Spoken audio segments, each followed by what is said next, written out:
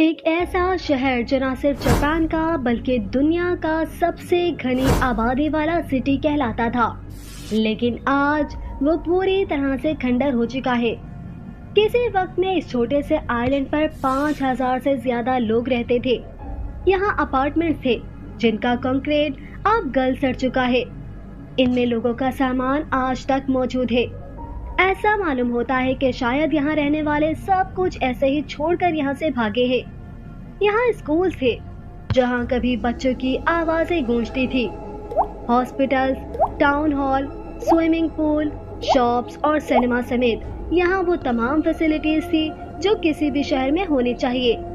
पर आज ये पूरा आइलैंड, पूरा शहर किसी वीरान गोस्ट टाउन की शक्ल पेश करता है। लेकिन आखिर क्यों यहाँ रहने वाले हजारों लोगों में से आज एक भी यहाँ नहीं रहता? यहाँ आखिर ऐसा क्या हुआ था कि जापान ने 35 सालों तक टूरिस्ट को इस आइलैंड पर जाने से रोके रखा? नॉलेज की दुनिया में खुशामदीद कहा जाता है। नाजरीन, इस आइलैंड को हशीमा कहा जाता है क्योंकि इस आइलैंड की शक्ल एक बैटलशिप जैसी है। इसी वजह से इसको बैटलशिप आइलैंड भी कहा जाता है। हशीमा जापान के शहर नागासाकी से 15 किलोमीटर दूर साउथ चाइना सी में मौजूद है।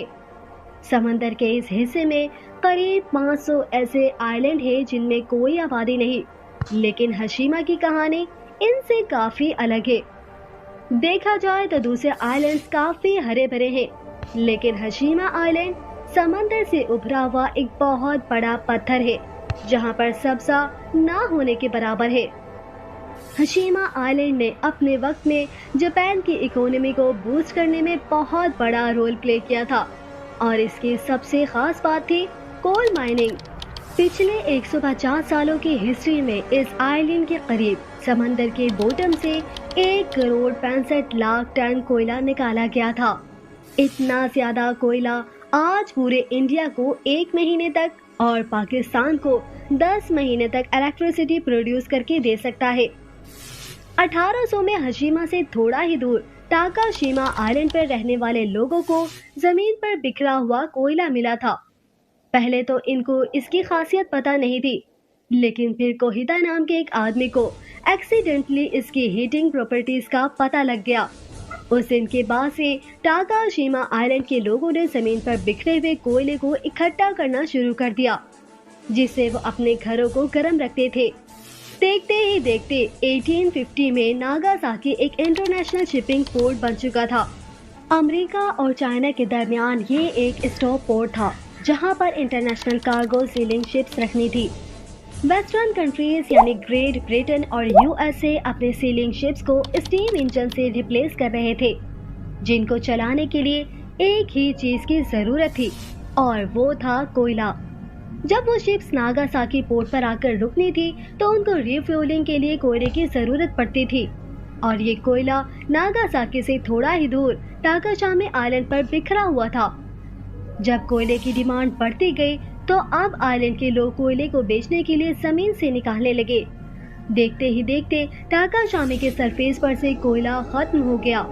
तभी उन्होंने आसपास के आइलैंड्स का रुख किया, जिसमें हशीमा वाहिद ऐसा आइलैंड था जिसमें काफी ज्यादा कोयला था। उस वक्त कोयले को निकालने के लिए पुराने तरीके इस्तेमाल किए जाते थे, जिसमें ज्यादातर हाथों का इस्तेमाल होता था। अब बढ़ती हुई कोयले की डिमांड्स को पूरा करने के लिए हाथों का इस्तेमाल ना काफी था। इसीलिए 19 सेंचुरीज में मैत्सुबिशी ने हशीमा आइलैंड खरीद लिया। उस वक्त मैत्सुबिशी एक शिपिंग कंपनी थी जिसने हशीमा आइलैंड पर प्रॉपर कोल माइनिंग स्टार्ट करने का फैसला किया। मैत्सुबिशी ने यहाँ वर्कर्स के लिए घर बनाए और पूरे आइलैंड को समुद्री लहरों से बचाने के लिए एक सी वॉल भी बनाई। यही वजह है कि आज ये आइलैंड एक शिप की शक्ल जैसा दिखता है।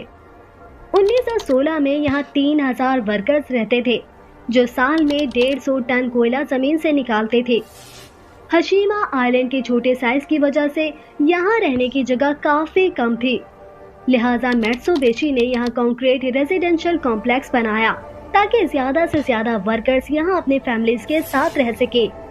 ये उस वक्त जापान की सबसे बड़ी कंक्रीट बिल्डिंग हुआ करती थी, लेकिन ये फिर भी वर्कर्स के रहने के लिए काफी छोटी थी। इसके बाद हशीमा आइलैंड पर वर्कर्स की तादाद बढ़ती चली गई और मित्सुबिशी यहाँ नए कॉम्प्लेक्स भी बनाता चला गया। इसके साथ साथ वर्कर्स के बच्चों के स्कूल्स और एंटरटेनमेंट सेंटर्स भी बनाए गए। 1941 में हशीमा आइलैंड पर कोयले की प्रोडक्शन सालाना 4,10,000 टन तक जा पहुंची, जो कि दिन ब दिन बढ़ती चली जा रही थी।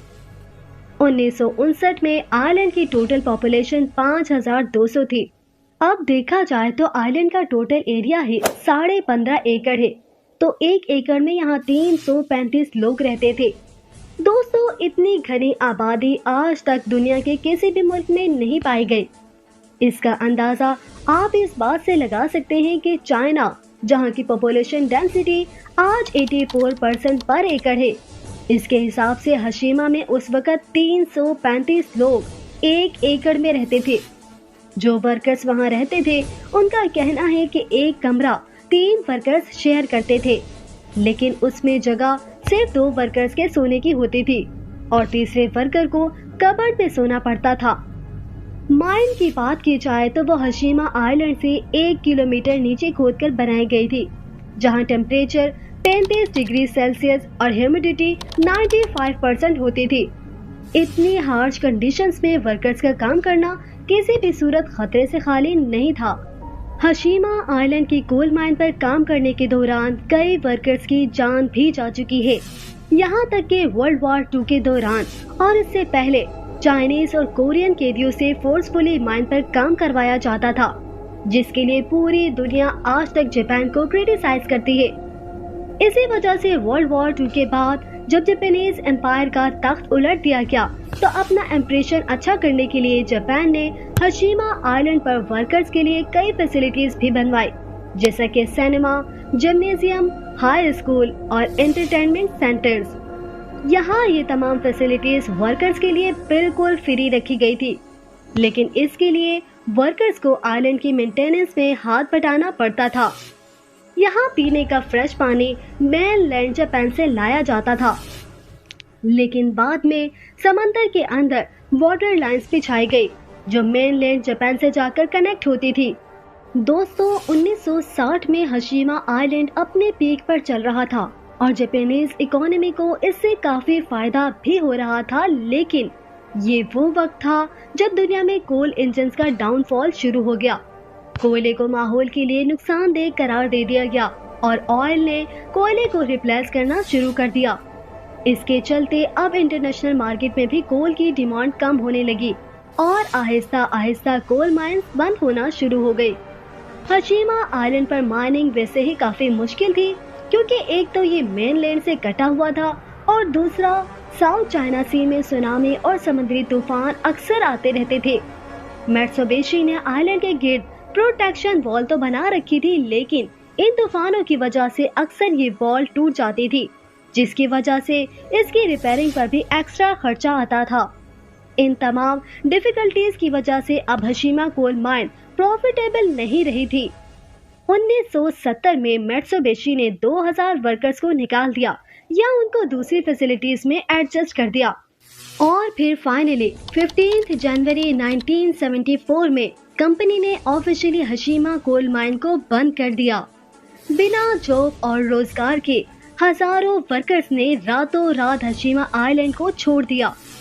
आइलैंड की हिस्ट्री में इंसानों की पूरी एक नस्ल यहाँ बड़ी हुई थी, लेकिन वो सारी यादें उनको यहीं छोड़कर जाना पड़ा।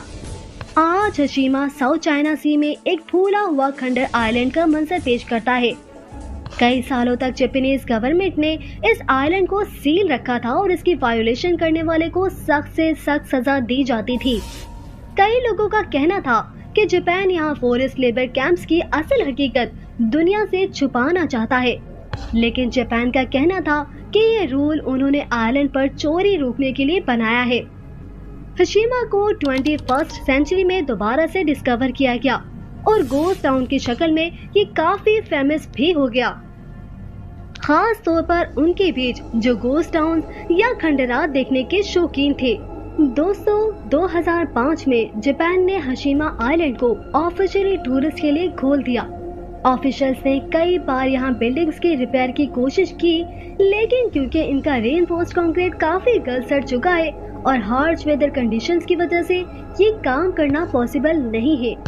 यहाँ कई बिल्डिंग्स टाइफोन्स की वजह से गिर चुकी हैं और दूसरी बिल्डिंग्स गिरने के करीब करीब है। यहाँ आइलैंड के थोड़े हिस्से को रिपेयर किया गया है और टूरिस्ट को भी यहीं तक जाने की परमिशन है। इस गोस्ट टाउन की लोकेशन फिल्म मेकर्स को भी काफी अट्रैक्ट करती है। यहाँ 2009 की life after people TV series shoot की गई थी। 2011 में जेम्स बॉन्ड की स्काईफॉल मूवी के काफी थ्रिलर सीन्स को भी हशीमा आइलैंड पर ही शूट किया गया था। 2009 में जापान ने हशीमा आइलैंड को यूनेस्को वर्ल्ड हेरिटेज साइट की लिस्ट में डालने की रिक्वेस्ट की थी, लेकिन साउथ कोरिया, नॉर्थ कोरिया और चाइनीज गवर्नमेंट ने इसको काफी अपोज किया। उनका कहना था कि ये उन बच जाने वाले लोगों की फीलिंग्स के साथ खिलवाड़ है, जिन लोगों को यहाँ फोर्सफुली लाकर उनसे माइंड के अंदर काम करवाया गया। आखिरकार इनके बीच कंप्रोमाइज इस बात पर हुआ कि जापान यहाँ 1940 में फोर्स लेबर को एक्सेप्ट करेगा और हेरिटेज साइट की हिस्ट्री में फोर्स लेबर का जिक्र भी किया जाएगा।